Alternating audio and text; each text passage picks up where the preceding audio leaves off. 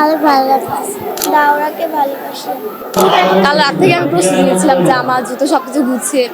চট্টগ্রামের সুবিধা বঞ্চিত ও এতিম শিশুদের মুখে হাসি ফোটাতে তৃতীয়বারের মতো আয়োজন করা হয়েছে নার্সিং দ্য ইনোসেন্ট শীর্ষক বিশেষ অনুষ্ঠান।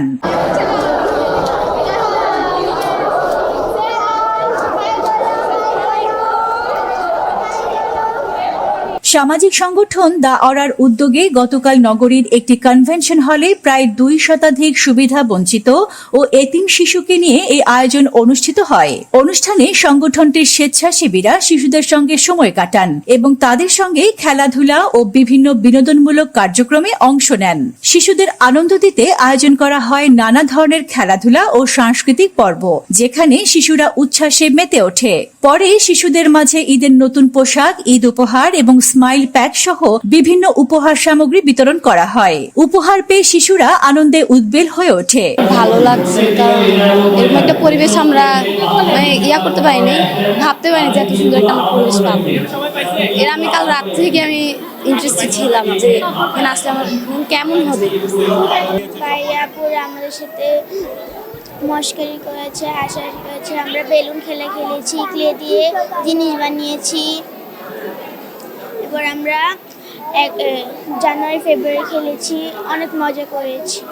ঈদের পাঞ্জাবি পেয়েছি, তারপরে পায়জামা পেয়েছি, তারপরে আরো বিস্কিট দিয়েছে আরেকটা ব্যাগে, আরো আমাদের আবার এবারে চকলেট দিছে। সামিয়া ইসলাম উৎসান। আয়োজনের অংশ হিসেবে শিশুদের নিয়ে সম্মিলিত ইফতারও করা হয়। অনুষ্ঠানে অংশ নেয়া স্বেচ্ছাসেবীরা বলেন, এ ধরনের মানবিক কার্যক্রমে যুক্ত থাকতে পেরে তারা আনন্দিত ও গর্বিত। আমি আগে অংশগ্রহণ করি নাই, এটাই আমার প্রথম হিসেবে আমার খুবই ভালো লাগছে বাচ্চাদের সাথে কানেক্ট হয়ে। আর প্রত্যেকটা বাচ্চা খুবই সুইট, খুবই আদর, আর অনেকগুলো আছে যে অনেক দুষ্টমিও করছে, এটাও ভালো লাগছে এক ধরনের।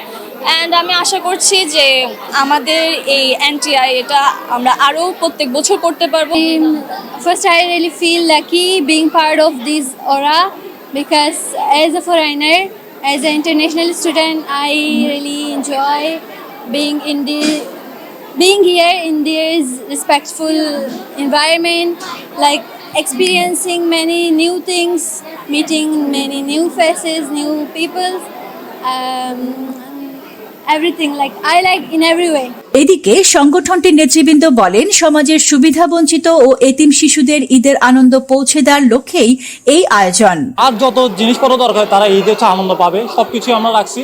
আর সাথে হচ্ছে আমরা স্মাইল প্যাক রাখছি। স্মাইল প্যাক হচ্ছে কি আমাদের ঈদের কাপড় চোপড়ের পাশাপাশি বাচ্চাদের ঈদের দিন কিছু খাইতেও মন চায়, তো ওভাবে হচ্ছে আমরা চকলেট দিছি তাদেরকে। তারপর হচ্ছে আমরা তাদেরকে ঈদের ঈদ কার্ড দিছি, যেখানে হচ্ছে আমরা 20 টাকা দিছি আমরা, 2 টাকার 5টা নোট দিছি আমরা তাদেরকে।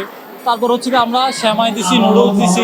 ওভারঅল হচ্ছে কি আমরা তাদেরকে এমন একটা প্যাকেজ দিছি যারা হচ্ছে ঈদের দিনটা তারা হচ্ছে মনে রাখে। আমাদের এই উদ্যোগটা মূলত হচ্ছে যে কি তাদের ঈদের আনন্দটা ঈদের কিছুদিন আগে আমরা যেন তাদের ঈদের আনন্দটা দিতে পারি, আমরা এই জন্য মূলত এই উদ্যোগটা নিয়েছি। এবং আমরা আশা করি সরকার থেকেও এই ধরনের কোনো পদক্ষেপ নেওয়া হবে, ঈদের দিনই যেন পদক্ষেপগুলো নেওয়া হয়, যেন তাদের ঈদটা আরো সুন্দর হয়ে উঠতে পারে। ভবিষ্যতেও এমন মানবিক কার্যক্রম অব্যাহত রাখার প্রত্যয় ব্যক্ত করেন তারা। আমরা মূলত আনপ্রিভিলেজ বা সুবিধাবঞ্চিত বাচ্চারা যারা সুন্দর একটা ঈদ উপহার পায় না, তাদেরকে আমরা যাচ্ছি সুন্দর একটা ঈদ উপহার দিতে। আমরা তাদের সাথে একদিন ইফতার করছি এবং তাদেরকে ঈদের গিফট দিচ্ছি, ঈদের জামা কাপড় এবং ঈদের খাদ্য সামগ্রী। আমরা এর মাধ্যমে একটা মেসেজ দিতে চাই, সবাই একটা সুন্দর ঈদ ডিজার্ভ করে। সুবিধাবঞ্চিত শিশুদের জন্য আমরা প্রতিনিয়ত বিভিন্ন ধরনের সোশ্যাল ওয়ার্কগুলো করে থাকি। এর আগেও আমরা জানুয়ারিতে হোপ ইন এভরি হ্যান্ড 2.0 করেছিলাম, যেখানে সুবিধাবঞ্চিত শিশুদের প্রতি আমরা তাদের বিভিন্ন পড়াশোনা লজিস্টিক্সগুলো, স্টেশনারিজ, তাদেরকে পড়াশোনার বিষয়গুলো দেওয়ার জন্য আমরা চেষ্টা করেছি। এখন এর পাশাপাশি আমরা সমাজের কাছে একটা বার্তা, আমাদের যে ঈদের খুশিগুলো আছে, আমাদের যতটুকু সম্ভব আমার নিজ জায়গা থেকে, নট লাইক আমার কোনো অর্গানাইজেশন থ্রু করতে হবে। আপনি আপনার চারপাশে, আপনার সারাউন্ডিংসে, আপনি আপনার উদ্যোগে একটা ছোট বাচ্চার জন্য আপনি কোনো তার সহযোগিতা করতে পারেন। তাদের মতে সমাজের বিত্তবান ও সচেতন মানুষের সম্মিলিত উদ্যোগে এসব শিশুদের মুখে হাসি ফোটানো সম্ভব এবং এমন আয়োজন তাদের জীবনে সামান্য হলেও আনন্দের উপলক্ষ তৈরি করে। Desk report, news day 24।